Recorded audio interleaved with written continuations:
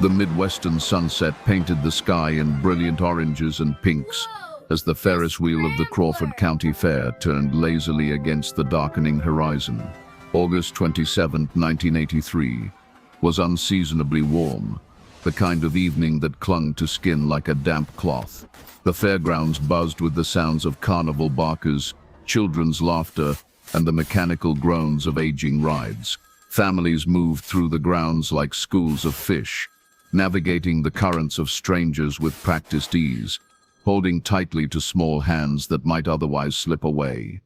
Among them walked the Bryants, Thomas and Elaine, with their 2 children, 7-year-old Michael and his 4-year-old brother Danny. The family had driven 40 minutes from their modest 2-story home in Westfield to attend the annual fair, a tradition they'd maintained since before the boys were born. Thomas, a mechanic at the local Ford dealership, had just received a promotion to shop manager. The fair outing was partly a celebration, a small indulgence for a family that rarely spent money on frivolities. 3 more rides, Thomas had promised the boys as the evening deepened. Then we need to head home. Witnesses would later recall seeing the Bryant family near the Midway around 8:15 p.m. Elaine Bryant, her auburn hair pulled back in a loose ponytail, wore a floral sundress, and carried a plastic bag containing a stuffed bear Michael had won at the ring toss. Thomas, tall and broad-shouldered with a thick mustache that dominated his face, held Danny on his shoulders while the little boy clutched a half-eaten cotton candy. Michael walked slightly ahead, a slender child with his mother's hair and a spray of freckles across his nose, wearing a red and white striped t-shirt and denim shorts. His prized possession, white Velcro sneakers with blue stripes that lit up when he stepped, flashed intermittently in the gathering darkness. The hour was approaching when children grow cranky and parents exhaust their patience. The fairgrounds were still crowded, but the demographic had shifted. Teenagers claimed territory near the tilt-a-whirl, smoking cigarettes and casting glances at one another across carefully maintained distances. Young couples walked hand in hand, stealing kisses in the shadows between game booths. The Bryant family moved through this changing landscape, Thomas checking his watch and calculating the drive home. "Can I ride the Scrambler one more time?" Michael asked, pointing toward the spinning ride on the eastern edge of the Midway. "Please, Dad. You promised 3 more rides." Thomas glanced at Elaine, who shifted her weight from one foot to another. Danny was growing heavy on Thomas's shoulders, his small body slackening with approaching sleep. "Okay, buddy," Thomas said. "1 more ride on the Scrambler and that's it." "I will take Danny to the restroom," Elaine said. "He's about to fall asleep, and I don't want him to have an accident on the drive home." The moment of separation was unremarkable, the kind of mundane family coordination that happens 1,000 times without consequence. Thomas and Michael headed toward the Scrambler, while Elaine carried a drowsy Danny toward the cinderblock restroom building near the exhibition hall. What happened in the next 17 minutes would haunt the Bryant family for decades to come. Thomas Bryant stood in line for the Scrambler, his hand resting on Michael's shoulder. The queue moved slowly, each cycle of the ride seeming to last an eternity as Thomas's fatigue deepened. When they finally reached the front of the line, Michael bounced on his toes with excitement. "You are sure you want to go alone?"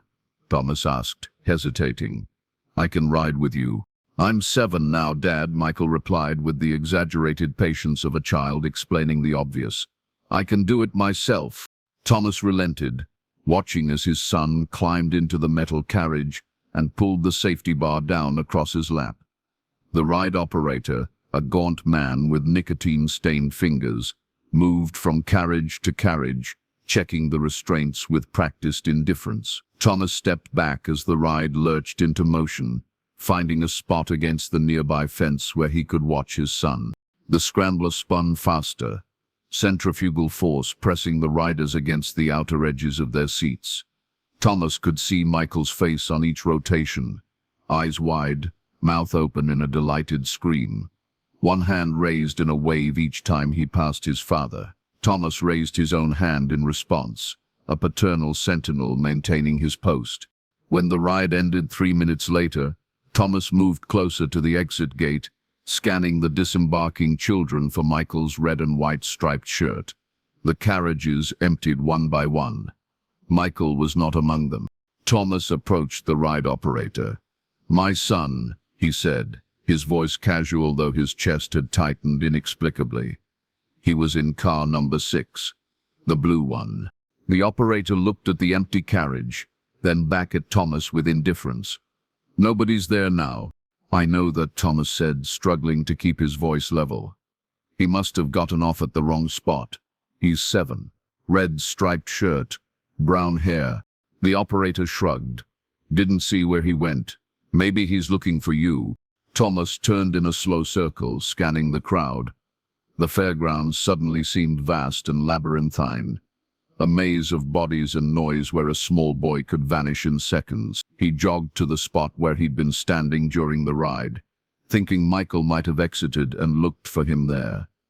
The space was now occupied by a teenage couple sharing a funnel cake. "Michael?" Thomas called, his voice still measured. No need to panic. The boy had simply wandered off, confused about where to meet after the ride. "Michael." By 8:37 p.m., Thomas was moving rapidly through the nearby area, his calls growing louder. By 8:45, he'd returned to the Scrambler 3 times, checked behind every nearby booth, and scanned every child's face within a 100-yard radius. By 8:52, he was running. Elaine Bryant emerged from the restroom building, with a sleepy Danny on her hip, expecting to see her husband and older son waiting nearby. The absence of Thomas's tall figure triggered an immediate flutter of annoyance had they gone for another ride, despite the late hour, followed by a swift recalculation. Thomas was a stickler for schedules, for promises kept. He wouldn't have taken Michael elsewhere without telling her. She walked to the Scrambler, arriving just as Thomas jogged back to the ride for the 4th time. His face now sheened with sweat despite the cooling evening air. "Where's Michael?" Elaine asked, the question automatic though she already sensed the answer in her husband's frantic movements. "I don't know," Thomas said, the 3 words emerging as if physically painful. "He rode the Scrambler. I watched him the whole time, but when it stopped, he wasn't there." "What do you mean, he wasn't there?" Elaine's voice rose sharply, causing Danny to stir against her shoulder. "How could he not be there?" "I don't know," Thomas repeated, louder now. "I was watching. He got on. The ride started. I saw him going around. Then it stopped, and he wasn't on it anymore." "That's impossible," Elaine said, but even as she spoke, her eyes began darting through the crowd, searching for the red and white striped shirt, the flashing blue lights of Michael's treasured sneakers. By 9:05 p.m., Thomas had located a security guard, a retired police officer named Frank Whalen, who worked the fair every year for extra income. By 9:17, Whalen had radioed the security office, and the first organized search of the fairgrounds began. By 9:45, the Crawford County Sheriff's Department had been notified, and Deputy Sheriff Ray Hollister arrived on scene. By 10:30, the fair manager had made an announcement over the loudspeaker, asking Michael Bryant to come to the main office and requesting that anyone who had seen the boy report to security. The fairgrounds closed at 11:00 p.m., but no one asked the Bryant family to leave. They sat in the security office, a temporary setup in a corner of the exhibition hall, while deputies took detailed statements and distributed photocopied flyers with Michael's description. Danny slept on a folding chair, his small body curved into an impossible comma, while Elaine stared at the wall with unfocused eyes. Thomas paced the small room, stopping only when Deputy Hollister returned with updates that revealed nothing. "We have searched the entire fairgrounds," Hollister said around midnight. "Every building, every bathroom, every tent, all the rides." "He's not here." "He has to be here," Thomas insisted. "He was just on the Scrambler. He couldn't have gone far." "Sir," Hollister said carefully, "we need to consider the possibility that someone took your son." The word "took" landed like a physical blow. Elaine made a small sound, a whimper that seemed to come from some primal place beyond conscious thought. Thomas shook his head violently. "No," he said. "No, that's not possible. I was right there. I was watching the whole time."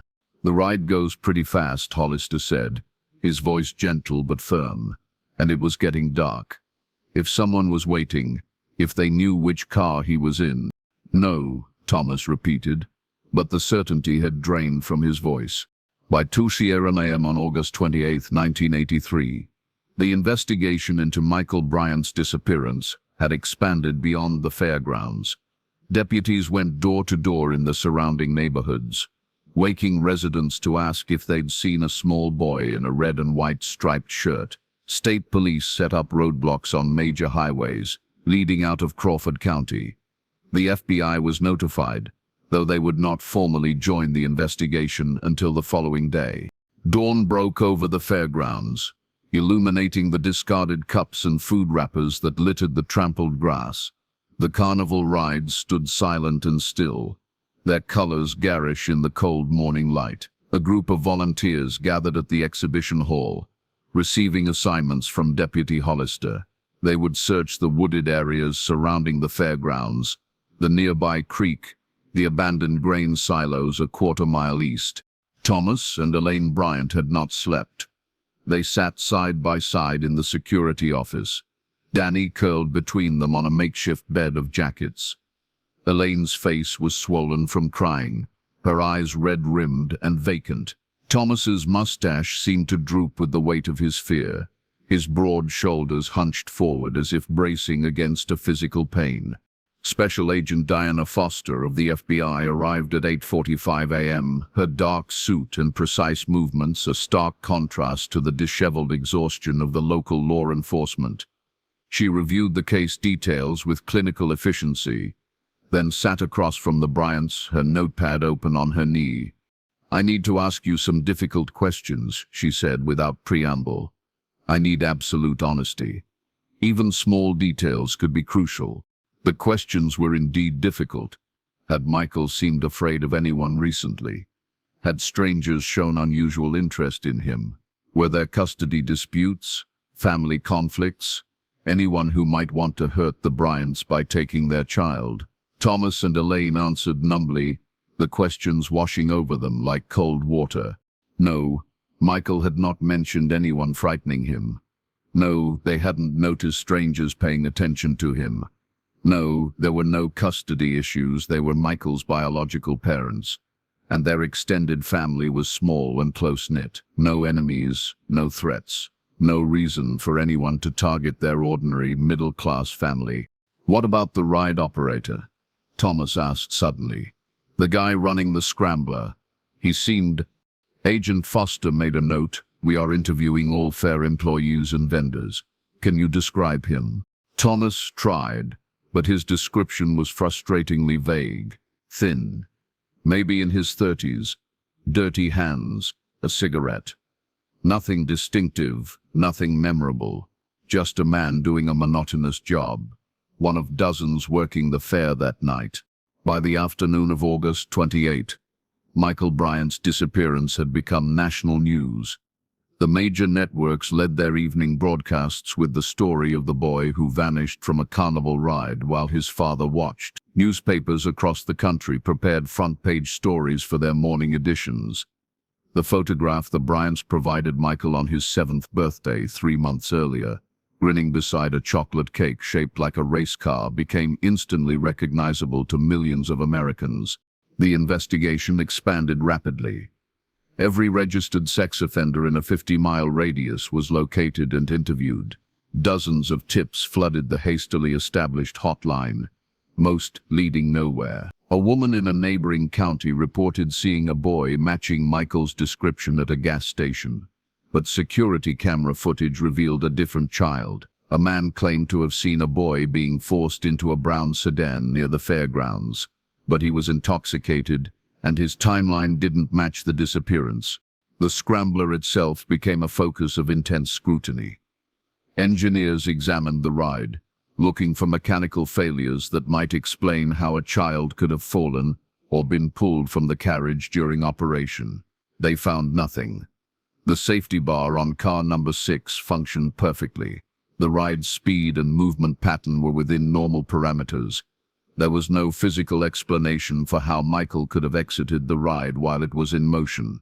The ride operator, identified as Lester Munson, 36, an itinerant carnival worker with a minor criminal record for theft and public intoxication, was questioned repeatedly. He maintained that he had no memory of Michael specifically, that he processed hundreds of children each day, that he hadn't noticed anything unusual during that final ride of the evening. Polygraph results were inconclusive. Without evidence linking him to the disappearance, investigators could not hold him. 5 days after Michael vanished, the Crawford County Fair packed up and moved on to its next scheduled stop. The midway was dismantled, the rides loaded onto trucks, the game booths collapsed into flat panels and stacked in trailers. Munson and the other carnival workers left with the fair, though FBI agents would continue to interview them at subsequent locations. The Bryant family returned to their home in Westfield, greeted by yellow ribbons tied around trees throughout their neighborhood, a community's silent prayer for a missing child's return.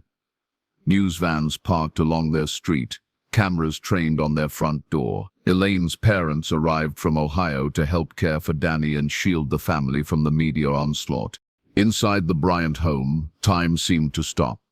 Michael's bedroom remained exactly as he had left it: unmade bed, model airplanes hanging from the ceiling, Star Wars figures arranged in battle formation on the dresser.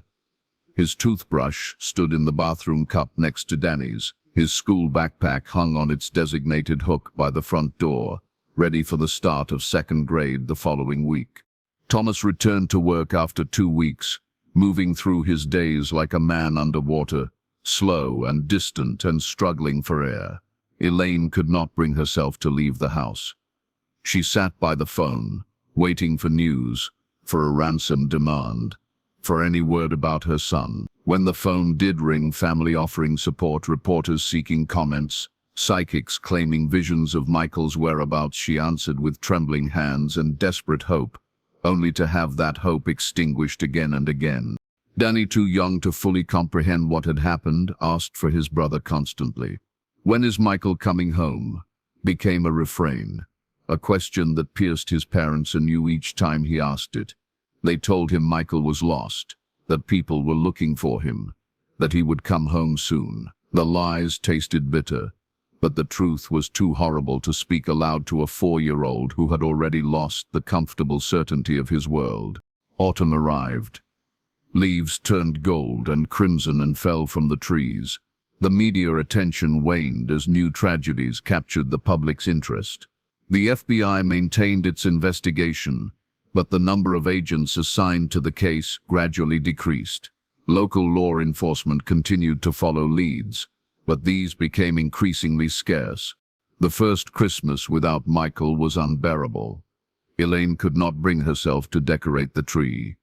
Thomas hung a single stocking beside Danny's, unable to remove Michael from this family ritual, but equally unable to fill the stocking with gifts that would remain unopened. They went through the motions for Danny's sake, producing smiles that never reached their eyes as he opened presents on Christmas morning. Winter yielded to spring. Michael's 7th birthday passed. On what should have been his 8th, the Bryants released balloons at a community vigil, watching them drift into the endless blue sky, carrying messages to a boy who might never read them. By the 1-year anniversary of the disappearance, the investigation had stalled completely. Every lead had been followed to its conclusion. Every piece of evidence had been analyzed and reanalyzed. Every potential witness had been interviewed multiple times. The Scrambler had been examined by 3 separate engineering teams. Lester Munson had undergone numerous polygraph tests and hours of interrogation.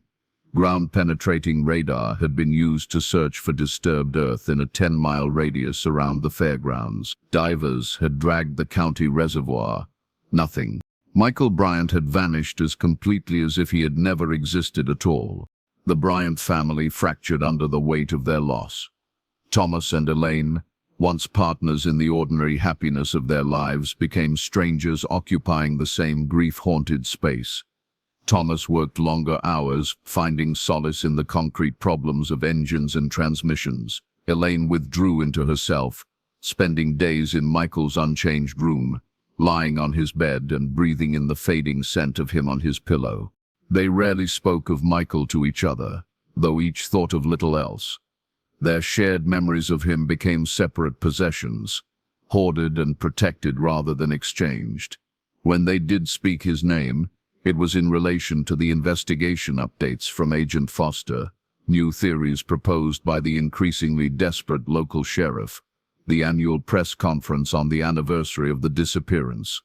Danny grew from a confused 4-year-old into a solemn child who walked carefully through his parents' grief, trying not to disturb its fragile equilibrium. He learned to avoid mentioning his brother, to accept his mother's distant gaze and his father's prolonged absences. He developed a watchfulness beyond his years, always alert to the emotional temperature of the house, always ready to retreat to his room when tensions rose. In 1986, 3 years after Michael's disappearance, Elaine Bryant attempted suicide. She swallowed a bottle of sleeping pills while Thomas was at work and Danny was at school. A neighbor, stopping by to drop off a casserole, found her unconscious on Michael's bed.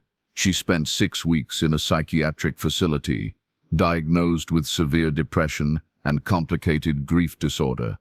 When she returned home, something fundamental had changed. She packed away Michael's things, not discarding them, but storing them in labeled boxes in the attic. She painted his bedroom and converted it into a home office. She began to leave the house, first for short walks around the neighborhood, then for part-time work at the local library. She joined a support group for parents of missing children. "I'm not giving up on him," she told Thomas one night, the first direct conversation they'd had in months. "I will never give up, but I can't live in his absence anymore. Danny needs a mother who's present." Thomas nodded, unable to articulate his own complex feelings, the guilt that gnawed at him constantly, the conviction that he had failed in the most fundamental duty of fatherhood, to protect his child. He had been standing right there. He had been watching, and still Michael had vanished. Some nights, Thomas woke gasping from dreams where he saw exactly what had happened on the Scrambler. Dreams where he watched helplessly as a faceless figure reached into the spinning ride and plucked his son away like a ripe fruit. Other nights, he dreamed that Michael had simply evaporated, his molecules dispersing into the air, leaving nothing behind but the echo of his laughter. Life continued its relentless forward motion. Danny started middle school. Thomas was promoted to general manager of the dealership. Elaine completed a degree in library science. They moved to a different house in the same town, a fresh start in a space uncontaminated by memories of Michael. In 1993, on the 10th anniversary of Michael's disappearance, the case was formally classified as cold. Agent Foster, who had maintained contact with the Bryants even after her official involvement ended, called personally to deliver the news. "This doesn't mean we have given up," she assured them. "Cold cases are reopened all the time when new evidence emerges, and I will be keeping an eye on this one, officially or not." "Will you tell us the truth?" Elaine asked, her voice steady. "After all this time, was there ever any real lead? Any solid theory about what happened to our son?" Foster hesitated, weighing her professional discretion against the debt she felt she owed these people after a decade of unfulfilled promises. "There were 3 main theories," she said finally. 1. Michael was abducted by a predator who targeted him specifically, someone who had been watching him and knew the family would be at the fair. 2. He was taken opportunistically by someone working at the fair, possibly Munson or another employee. 3. He was abducted by a stranger who saw an opportunity and took it. "Which do you believe?" Thomas asked. "Honestly, none of them fit perfectly. Each has significant holes," Foster sighed. "The timing was so tight, the circumstances so specific. For someone to grab a child from a moving carnival ride, with the father watching from just feet away, and disappear without a trace, it's almost impossible." "Almost," Elaine repeated, the word hollow. We never found any evidence of Michael after he got on that ride, Foster continued. No clothing fibers, no fingerprints, no witnesses who saw him leave the ride or the fairgrounds. It's as if... She stopped abruptly. As if what? Thomas prompted. As if he vanished into thin air, Foster finished reluctantly. I'm sorry, that's not helpful. And it's not what I believe happened. Someone took your son. Someone human. And someday, somehow, we will find out who and why. But the years continued to pass without answers. The Bryants divorced in 1997, the legal dissolution merely formalizing the emotional separation that had occurred the night Michael disappeared. Thomas remained in Westfield, while Elaine moved to Indianapolis to be closer to her aging parents. Danny, now 18, chose to live with his father while attending community college. The century turned. Technology advanced. The National Center for Missing and Exploited Children created age-progressed images of Michael, showing what he might look like as a teenager, then as a young adult. These images appeared periodically on milk cartons, in true crime magazines, on the early internet. The case was featured on television shows dedicated to unsolved mysteries, reaching new audiences who had been too young to remember the original disappearance. In 2008, for the 25th anniversary, a local filmmaker produced a documentary about Michael's case. Both Thomas and Elaine declined to be interviewed, but Danny, now 29, married, with a son of his own, spoke on camera about growing up in the shadow of his brother's absence. I have two sets of memories, he said, his face so like his father's that viewers familiar with the original case experienced a jolt of recognition. The memories before, which are hazy because I was so young, playing with Michael in our backyard, him teaching me to tie my shoes, normal brother stuff. And then the memories after, which are much clearer but also darker. My parents falling apart, the constant fear that I might disappear too. The way people in town looked at our family with this awful mixture of pity and curiosity, like we were both tragic and fascinating. The documentary rekindled public interest briefly, generating a new wave of tips, all leading nowhere. Lester Munson, located living in Arizona, gave his first and only interview about the case, maintaining his innocence while expressing genuine remorse for the Bryant family's suffering. Facial recognition software was used to scan driver's license databases nationwide, looking for matches to the age-progressed images of Michael. Nothing. In 2013, Thomas Bryant died of a heart attack at the age of 61. His obituary mentioned Michael as a son who preceded him in death, the family having privately accepted what they could not publicly acknowledge. Elaine, remarried to a kind man who had never known her before. Tragedy reshaped her, attended the funeral with Danny and his family. She placed a small toy car in Thomas's casket, a replica of the first model Thomas had taught Michael to identify, a 1965 Mustang.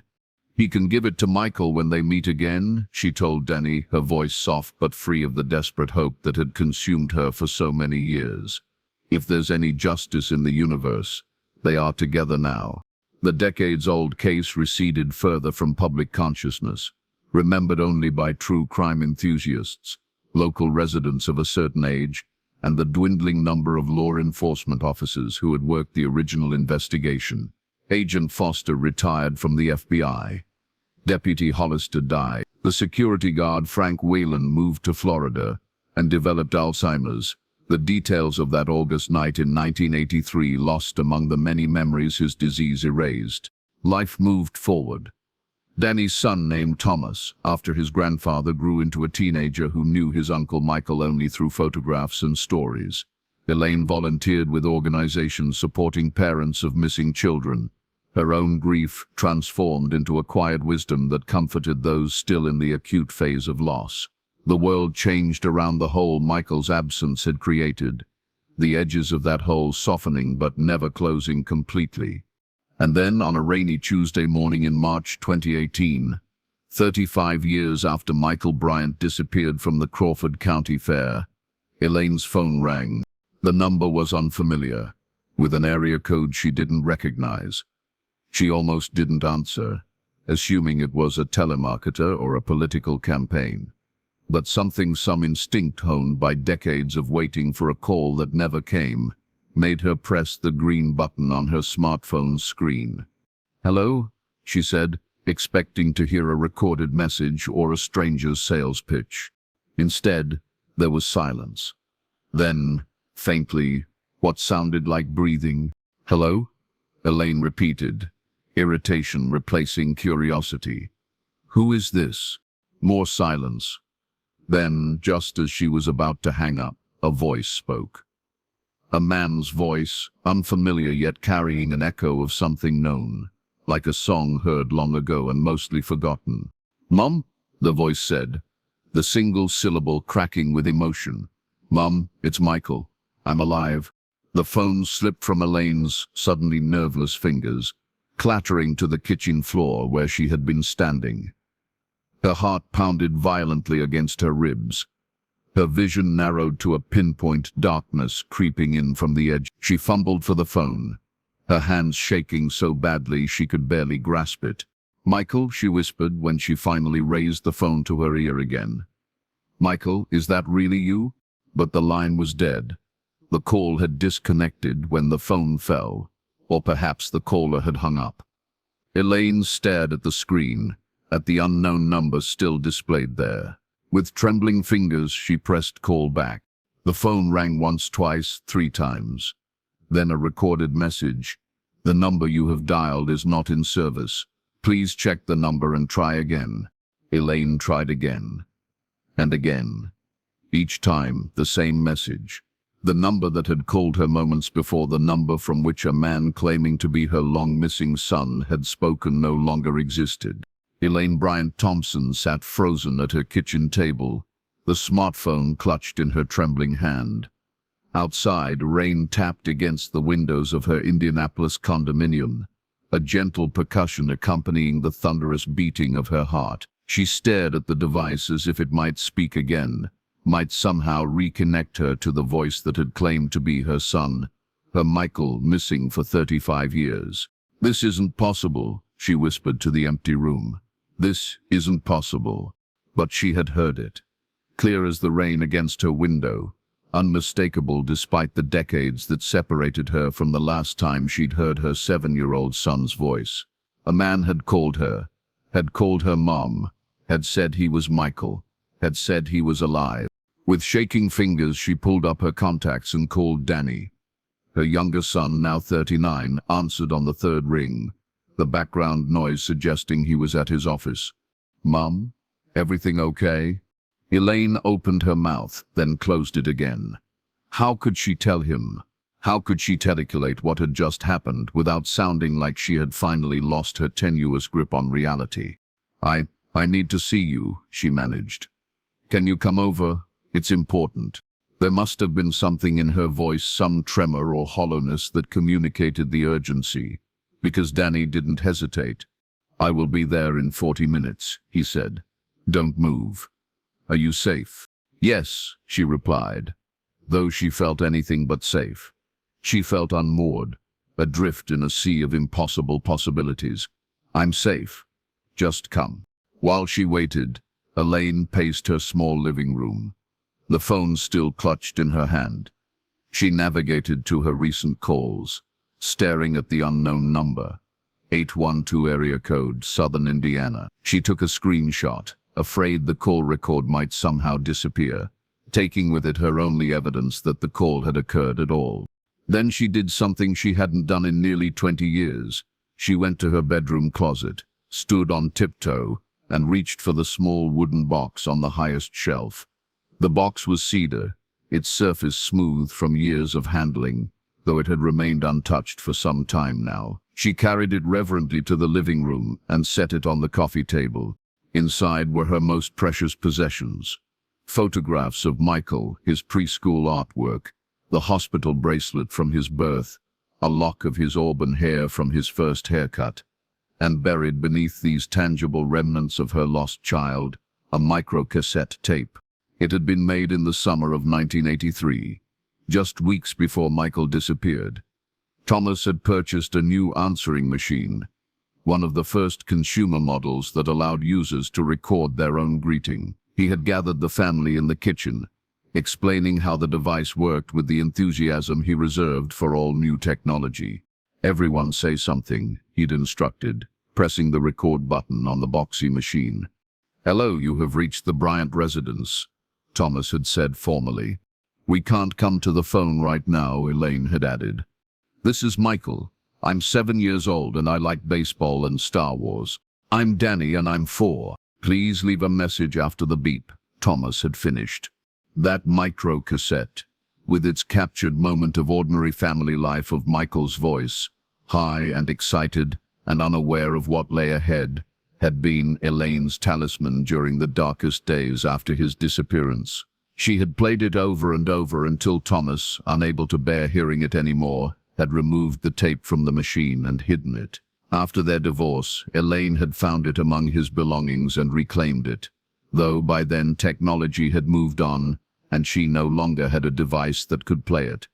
Now, as she waited for Danny, she held the small tape in her palm, feeling its insignificant weight. Was it possible that the voice on the phone, the man who claimed to be Michael, could be matched somehow to this recording of a 7-year-old boy from... Was there technology that could age a voice, that could confirm or disprove the caller's claim? The knock at her door startled her. Danny entered, his tall frame still reminiscent of his father's, though his face had elements of Elaine, her eyes, her mouth when he smiled. Today he wasn't smiling. His expression was taut with concern as he studied his mother's face. "What's happened?" he asked without preamble. Elaine gestured to the couch. "Sit down, please." Danny complied, his gaze catching on the open box of Michael's things. His body tensed visibly. These items had been packed away for so long that their reappearance could only signal something momentous. "Mum," he said cautiously, "what's going on?" Elaine took a deep breath. "I received a phone call this morning. A man who said he was Michael." Danny's face went blank, a deliberate erasure of reaction. Then, slowly, his features rearranged themselves into expression of gentle concern. "Oh, Mom," he said softly. "Don't," Elaine interrupted, her voice sharp. "Don't look at me like that. I know what I heard." "I'm not saying you didn't hear it," Danny replied carefully. "But, Mom, we have been through this before. The psychics, the sightings, the people who claimed to be Michael or to know where he was. None of it was real. This was different," Elaine insisted. "He called me Mum. He said he was alive." "What else did he say? Did he explain where he's been for 35 years? Did he say why he's contacting you now? Did he prove it was him in any way?" Elaine's certainty faltered. "No." The call dropped, or he hung up. "I tried calling back, but the number was disconnected." Danny reached for his mother's hand, his expression softening. "Mom, I know how much you want to believe it's him. I want that too. But we have to be realistic. This could be anyone, a cruel prank, a confused person, someone looking to take advantage of you." "I know his voice," Elaine said, a tremor running through her words. "A mother knows her child's voice." "His voice when he was 7, Danny corrected gently. "If, and this is an impossible if Michael is alive, he'd be 42 now. His voice would be completely different." Elaine held up the microcassette. "We can compare. There's technology now, isn't there? Voice analysis." Danny stared at the tape, recognition dawning. The answering machine message. "You still have it?" "Yes, Mom." Danny hesitated, choosing his words carefully.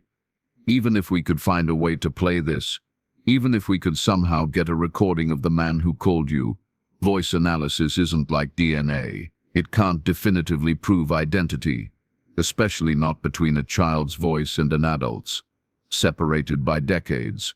"So what are you saying?" Elaine demanded. "That I should just ignore this? Pretend it didn't happen?" "No," Danny said, surprising her. "I'm saying we should investigate, but carefully. With low expectations, he reached for his mother's phone. "Show me the number." Elaine unlocked the phone and pulled up the screenshot she'd taken. Danny studied it, then took out his own phone and did a quick search. 812 is South Central Indiana, he reported. Bloomington area, Columbus, Seymour. Not far from Crawford County, Elaine said quietly. Crawford County, where the fair had been held, where Michael had vanished. Danny, what if he's been there all this time? What if someone local took him? Danny didn't respond directly. Instead, he stood up. "I'm calling Detective Morales." Detective Anna Morales had been assigned to Michael's case after it was reclassified as cold in 1993. Though she hadn't been involved in the original investigation, she had developed a relationship with the Bryant family over the years, checking in periodically with updates always minor, never significant, and providing support during the annual press conferences that had continued until Thomas's death. Elaine listened as Danny explained the situation to Morales, his tone measured and factual. Yes, his mother had received a call. No, they hadn't recorded it. Yes, the number was now disconnected. No, they hadn't contacted anyone else yet. "She wants to speak with you," Danny said, holding out the phone. Detective Morales was in her late 50s now, nearing retirement, but her voice still carried the crisp authority that had initially intimidated Elaine when they first met. "Mrs. Thompson," she said, using Elaine's remarried name, "I understand you received a concerning call this morning." "It was Michael," Elaine said, too tired for prevarication. "I know how it sounds, but it was him." "I'm not dismissing that possibility," Morales replied, surprising Elaine. "But I need you to tell me exactly what happened, from the beginning." Elaine recounted the brief call, the unfamiliar number, the silence, the single word "Mom," the claim, "It's Michael, I'm alive," and the disconnection when she dropped the phone. "And you are certain those were the exact words?" "Mom, it's Michael, I'm alive." "Yes," Elaine confirmed. "I will never forget them." "All right," Morales said after a moment. "I'm going to look into this. We can trace the number, find out who it belongs to. But Mrs. Thompson, I need you to prepare yourself. There are people who follow cases like your son's, who become obsessed with them. This could be someone playing a cruel game, or it could be Michael," Elaine insisted. "Yes," Morales conceded. "It could be. We will find out. In the meantime, if this person calls again, try to keep them on the line. Ask questions that only Michael would know the answers to, and if possible, record the call." After promising to call back with any information about the phone number, Morales disconnected. Elaine sat heavily on the couch, suddenly exhausted. "Do you think she believes me?" she asked Danny. "I think she's doing her job," he replied diplomatically. "She will trace the number. That's a start." Danny stayed with his mother through the afternoon, ordering takeout for an early dinner that neither of them ate. They spoke little, the weight of possibility hanging heavy between them. Danny made calls to postpone his afternoon meetings and to check in with his wife, explaining the situation in low tones that Elaine pretended not to hear. As evening approached, he suggested staying the night. "I'm not going to fall apart," Elaine assured him, though she was grateful for the offer. "Go home to your family. I will call if I hear anything." After extracting a promise that she would indeed call, regardless of the hour, Danny left. Elaine locked the door behind him, then moved through her condo, turning on lights against the gathering darkness. The rain had stopped, but the sky remained overcast, casting a premature gloom over the early evening. She tried to occupy herself with normal activities, loading the dishwasher, folding laundry, checking her email, but her mind continually returned to the phone call, to the voice that had called her mom. She found herself straining to recall its exact timbre, its pitch, any distinctive quality that might confirm or deny its identity as her long-lost son. The phone rang at 9:17 p.m., the sound so jarring in the quiet apartment that Elaine jumped, nearly dropping the book she'd been failing to read. Detective Morales's name appeared on the screen. "We traced the number," Morales said without greeting. It's a prepaid cell phone, purchased with cash 3 days ago at a convenience store in Seymour, Indiana. Seymour, Elaine repeated. That's about an hour from the Crawford County Fairgrounds. Yes, Morales acknowledged. The store has security cameras. I have requested the footage from the time of purchase. We might be able to identify who bought the phone. How long will that take? A day or two? These things move slowly, especially for a case this old. This old, Elaine echoed, a spark of the old anger flaring. My son disappeared 35 years ago and might have just made contact. This isn't old, detective. This is happening now. I apologize, Morales said, her tone softening. Poor choice of words. I'm taking this seriously, Mrs. Thompson. I promise you that. What else can we do? Elaine asked, mollified. While we wait for the footage. We wait, Morales said simply. And we prepare for the possibility that he might call again. But the night passed without another call. Elaine slept fitfully, her phone on the pillow beside her, its volume turned to maximum. She dreamed of Michael not as the 7-year-old who had disappeared, but as a man in his 40s, his features an uncanny blend of the child she'd known, and Thomas's adult face. In the dream, he stood at her door, but wouldn't enter, no matter how she pleaded. The next morning, Danny arrived early, bearing coffee and pastries from Elaine's favorite bakery. His expression was carefully neutral, as he asked if she'd heard anything more. No, Elaine said, accepting the coffee gratefully. Detective Morales traced the number to a prepaid phone bought in Seymour. They are getting security footage from the store. Danny nodded, processing this information. So someone bought a burner phone specifically to make this call, then disconnected it immediately after. That's deliberate. What are you saying? I'm saying that whoever called you planned this carefully. This wasn't impulsive. They thought about it, prepared for it. Danny hesitated. Mom, that could mean different things. It could mean someone playing an elaborate hoax. Or it could mean Michael has been unable to contact me until now, Elaine finished. That he had to plan carefully to do so. That he might be in some kind of danger or constraint. Danny didn't argue. Instead, he pulled out his own phone and began typing. What are you doing? Elaine asked. Research, he replied. Seymour, Indiana. Demographics, major employers. Anything that might give us a clue about why that location is significant. They spent the morning this way, Danny searching for information about Seymour, while Elaine alternated between pacing and sitting rigidly beside her phone. Around noon it rang. Unknown number. Elaine's hand shot out, snatching up the device. Hello? Michael? Mrs. Thompson? It's Detective Morales. I have an update. Elaine's shoulders slumped. Oh, yes, Detective.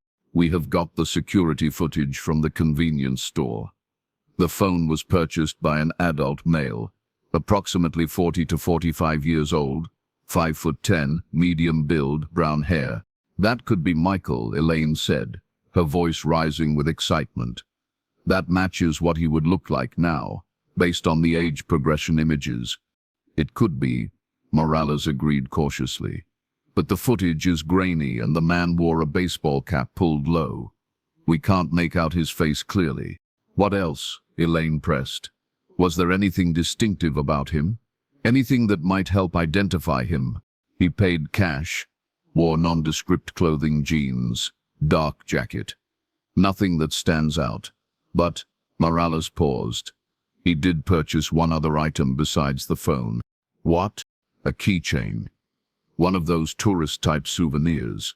It was shaped like the state of Indiana, with Crawford County Fair printed on it. Elaine gasped, loud enough that Danny looked up sharply from his research. The fair. He'd bought a keychain from the fair where Michael disappeared. Yes, Morales confirmed.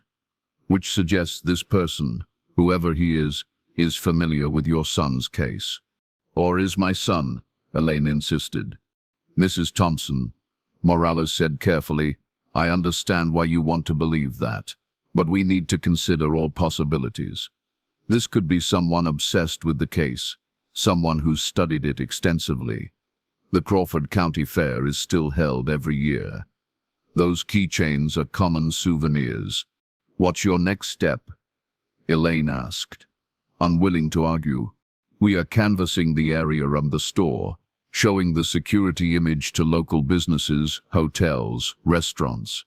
If this man is staying in Seymour, someone might recognize him. After disconnecting, Elaine relayed the information to Danny, who had resumed his research with increased intensity. "Mom," he said slowly, "I think I might have found something. Seymour has a few major employers, a truck manufacturing plant, a food processing facility, and a state hospital." "A hospital," Elaine repeated, not immediately seeing the significance. "Not just any hospital. It was originally called the Southern Indiana Hospital for the Insane when it opened in the late 1800s. It was renamed several times over the decades, and now it's the Meadowview Psychiatric Center." "You think Michael is in a psychiatric hospital?" Elaine asked, incredulous. "Why would he be?" "I don't know," Danny admitted. "But it's a lead, and it might explain a few things why we have never found him. Why he's contacting you now, why he used a burner phone. If he's a patient there, he might have limited ability to communicate with the outside world." Elaine considered this.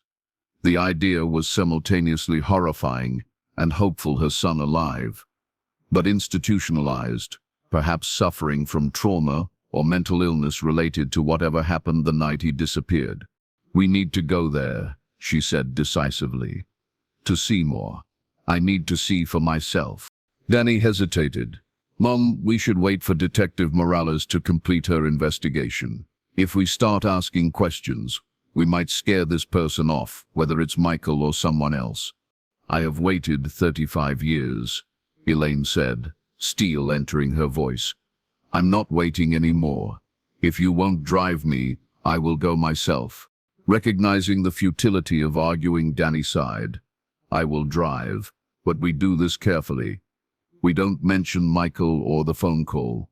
We just observe, gather information." "Agreed." Elaine nodded, already moving toward her bedroom to pack an overnight bag. The drive from Indianapolis to Seymour took just over an hour, the landscape transitioning from urban sprawl to rolling countryside dotted with farms and small communities. Elaine sat rigidly in the passenger seat, her gaze fixed on the horizon, as if she might spot Michael's figure in the distance. They checked into a modest chain hotel on the outskirts of Seymour, Danny handling the transaction while Elaine waited in the car. Once settled in their adjoining rooms, they discussed strategy. "The convenience store first," Danny suggested. "We can show them Michael's age-progressed photo, see if anyone recognizes him as the man who bought the phone. And then the hospital," Elaine added firmly. "Mom, we can't just walk into a psychiatric facility and start asking about patients. There are privacy laws." "I'm not asking about patients," Elaine countered. "I'm looking for my son." The convenience store proved to be a small, independently owned establishment with a single employee, a bored teenager who hadn't been working when the prepaid phone was purchased. He showed mild interest in their story, but couldn't offer any information beyond what Detective Morales had already obtained from the security footage. "The guy who bought it might have been staying at the Bedford Motel," the teen suggested, pointing across the street to a run-down establishment with a flickering neon sign. "We get a lot of their guests in here." The Bedford Motel was the kind of place that rented rooms by the week, no questions asked. The manager, a heavy-set man with nicotine-stained fingers reminiscent of the Scrambler operator from Elaine's nightmares, barely glanced at the age-progressed photo before shaking his head. "Don't recognize him," he said flatly. "And even if I did, we don't give out information about our guests." By late afternoon, they had visited several local businesses with the same result. No one recognized the man in the photo, or if they did, they weren't saying. The cloud of disappointment thickened around Elaine as the day waned. "The hospital," she said, as they returned to the car after their latest unsuccessful inquiry. "We need to go there before it gets too late." Danny checked his watch. Visiting hours might be over soon. And Mom, I really don't think... Please, Elaine interrupted. Just drive me there. I need to see it at least. Meadowview Psychiatric Center was located on the outskirts of Seymour, set back from the road behind a copse of ancient oak trees. The facility itself was a study in architectural evolution, a central building of imposing Victorian design, flanked by more modern additions that attempted with varying degrees of success to soften the institution's forbidding appearance. Danny parked in the visitor's lot, then turned to his mother. We are just going to look, right? We are not going to cause a scene or demand information they can't legally give us. I just want to see it, Elaine assured him, though her heart raced with the proximity of possibility. Could Michael be inside those walls? Had he been there all these years, or brought there more recent? Had something happened to him, some trauma, some break with reality that had erased his past or his identity? They approached the main entrance, a modern addition with automatic glass doors that slid open to reveal a reception area designed to resemble a hotel lobby rather than a hospital. A young woman in scrubs looked up from a computer terminal as they entered. "Can I help you?" she asked pleasantly. Danny stepped forward, positioning himself slightly in front of his mother. "We are just looking for some information. My brother..." He hesitated, then continued. "My brother has been struggling with mental health issues. We are considering facilities that might be able to help him." The receptionist's expression softened with practiced sympathy. "Of course, I can give you some brochures about our programs and services. Would you like to speak with an admissions counselor? They could give you more detailed information." "That would be great," Danny said, casting a warning glance at Elaine, who had begun scanning the lobby as if expecting to see Michael walk through one of the many doors leading deeper into the facility. As the receptionist made a call to the admissions department, Elaine drifted toward a bulletin board covered with notices, announcements, and photographs. Most were standard institutional communications staff birthdays, upcoming events, safety reminders, but one photo caught her eye. A group of patients and staff gathered in what appeared to be a garden, all smiling at the camera. Elaine moved closer, her breath catching. In the back row of the photo stood a man, tall, thin, with brown hair graying at the temples. His face was partially turned away from the camera, but what was visible stirred something deep within her. The angle of his jaw, the set of his shoulders, there was something hauntingly familiar about him. "Ma'am?" The receptionist's voice pulled Elaine back to awareness. "The admissions counselor can see you now, just through that door on the right." Elaine turned, intending to call Danny's attention to the photograph, but he was already moving toward the indicated door. She hesitated, torn between following him and staying to study the image more closely. "Coming?" Danny asked, holding the door. "Just a moment," Elaine said, turning back to the bulletin board. But as she reached for the photograph, intending to remove it for a closer look, a voice spoke behind her. "Mrs. Bryant."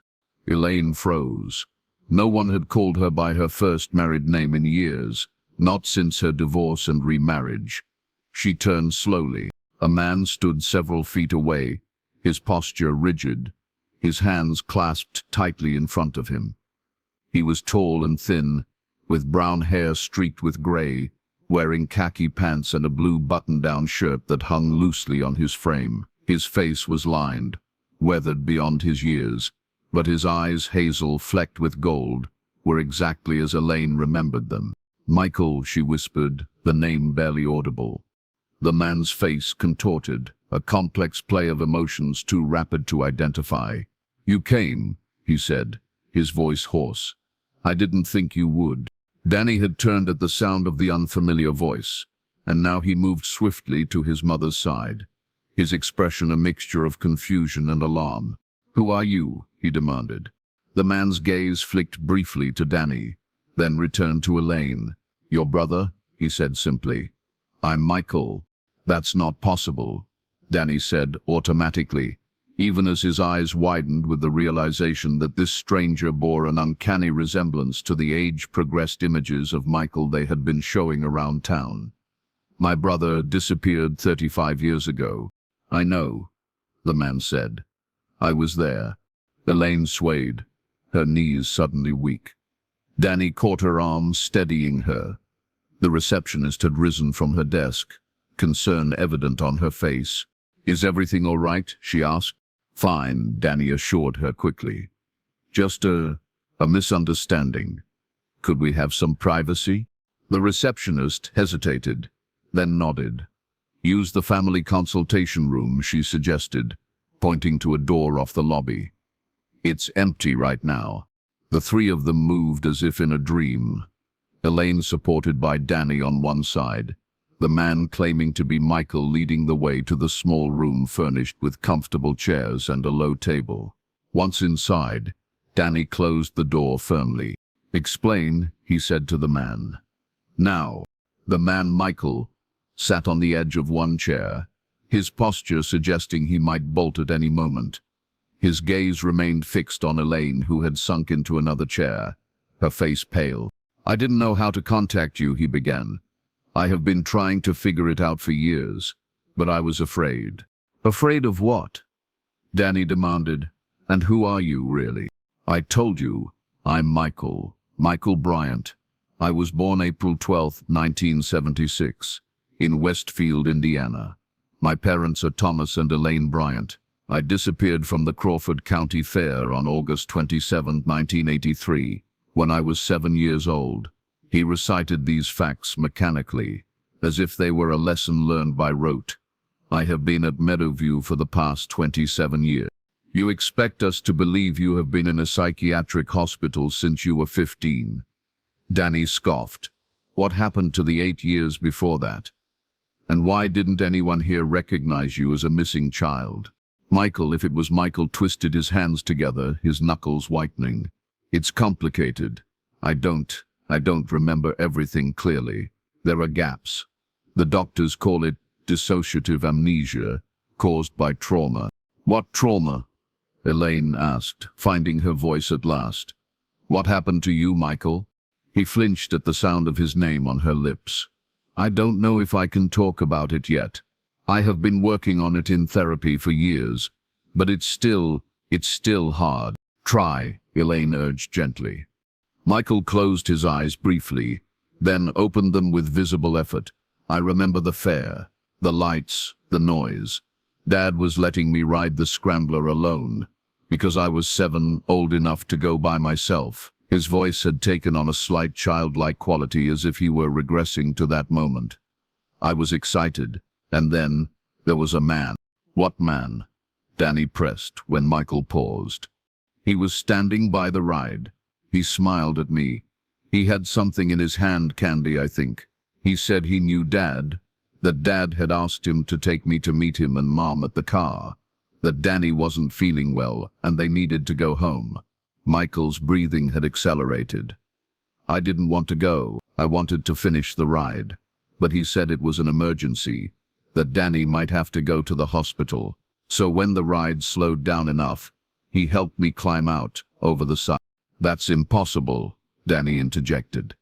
"Dad was watching the whole time. He would have seen someone taking you from the ride."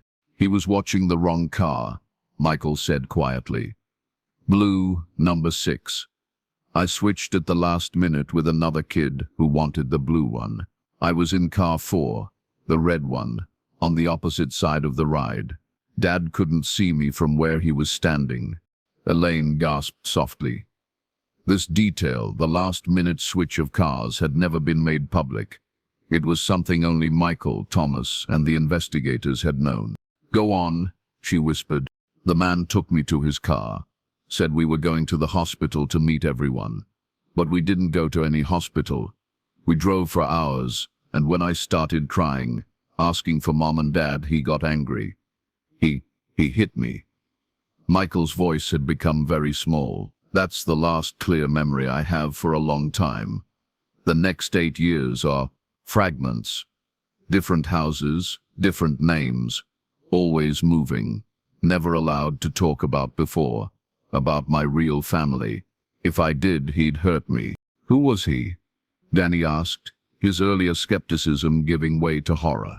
He said he was my real father, that Thomas and Elaine Bryant had stolen me from him as a baby, that he was rescuing me. Michael's hands trembled visibly now. His name was Howard Finch. He died when I was 15, heart attack. I was alone in the house with his body for 3 days before a neighbor checked on us. When the police came, I wasn't rational. I kept saying my real name was Michael Bryant, that I'd been kidnapped, that my parents were in Westfield, but Howard had been telling everyone for 8 years that I was James Finch, his son. There were school records, doctor's reports, all with that name. And I wasn't well. The trauma, the years of abuse, the fear it had broken something in me. They didn't believe you, Elaine said softly. No, Michael confirmed. They thought I was having a psychotic break, inventing a new identity to cope with my father's death. I was committed to a juvenile psychiatric facility, then transferred here when I turned 18. It took years of therapy before I could piece together what had really happened, before I could trust my own memories, and even then I had no way to prove who I really was. No one would listen. But the phone call, Danny said. You called Mom yesterday. Why now, after all this time?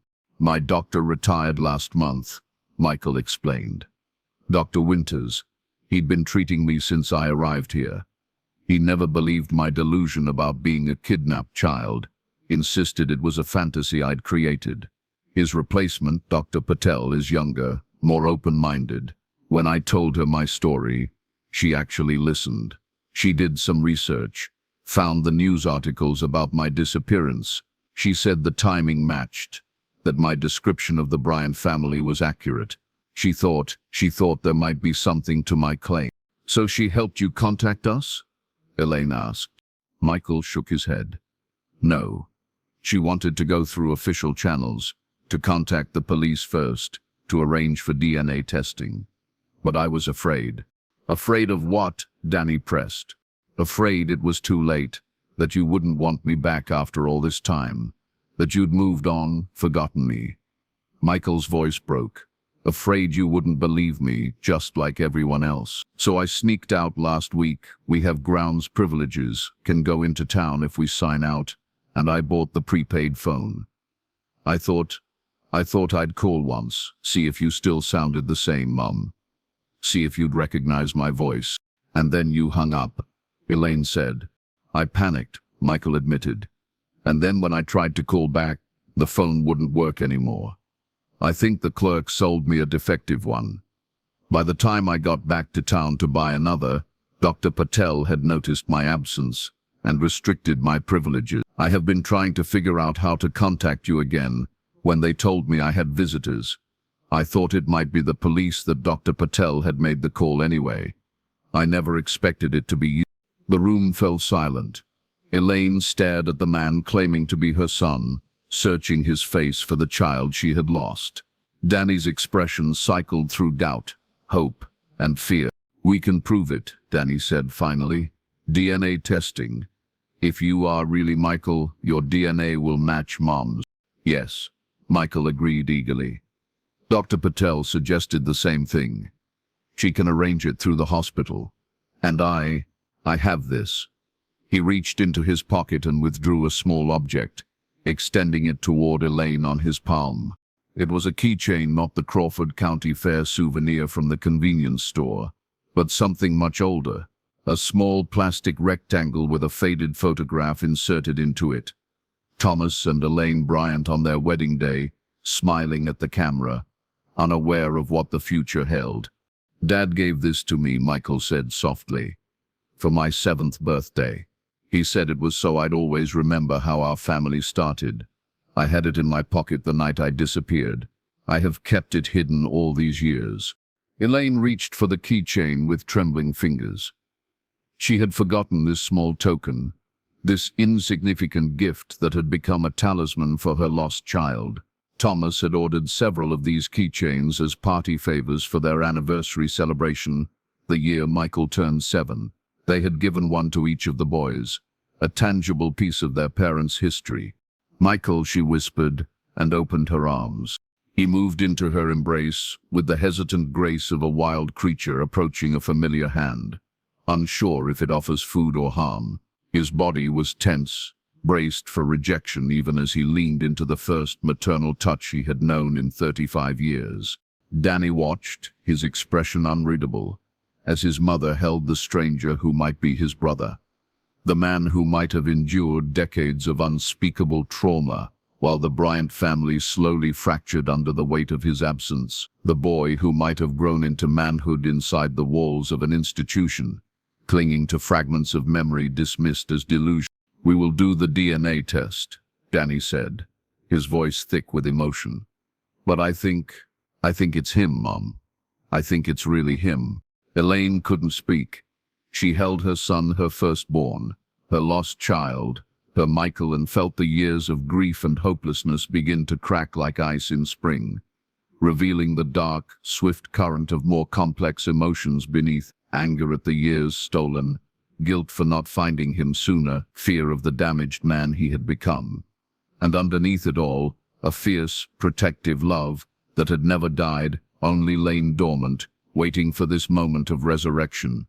Outside the consultation room window, the sun was setting over the grounds of Meadowview Psychiatric Center, painting the sky in brilliant oranges and pinks reminiscent of another sunset, 35 years before, when a family of 4 had walked into a county fair, unaware that only 3 would walk out.